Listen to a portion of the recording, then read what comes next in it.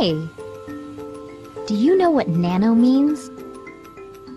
It means small, very small. It is 1,000,000 times smaller than the smallest measure on a ruler.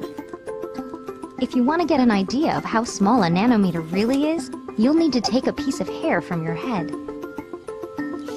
Go on, it won't hurt. Got it. Now take a good close look at that strand of hair. Not much to look at, is it?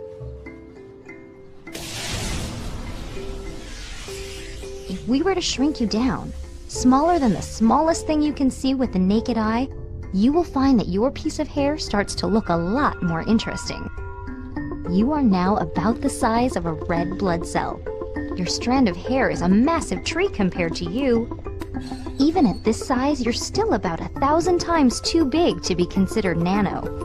To get you down to the nanoscale, we will have to shrink you to about 100 nanometers tall. Hey, where are all the lights? You are now so smaller than the wavelength of visible light. You are practically invisible. But for the sake of demonstration, I think we should turn on some lights. At this size, the red blood cell is 1,000 times bigger than you are. It is like an enormous stadium. Welcome to the nanoscale. You could probably hold a common cold virus in your hands quite comfortably now. The rhinovirus is only about 30 nanometers across and is nearly impossible to see next to the red blood cell. A red blood cell is too big to be considered nano. However, it's made up of all kinds of nanomaterials.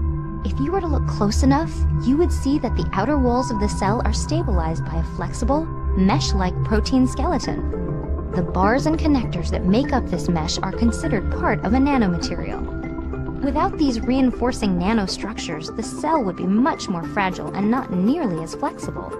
It wouldn't stand a chance in your body. Everything is made up of nanomaterials. Nanomaterials are an arrangement of molecules and atoms that, when combined, create stable building blocks that can be made into larger, more complex materials and structures. Which is pretty much everything, including this little piece of hair.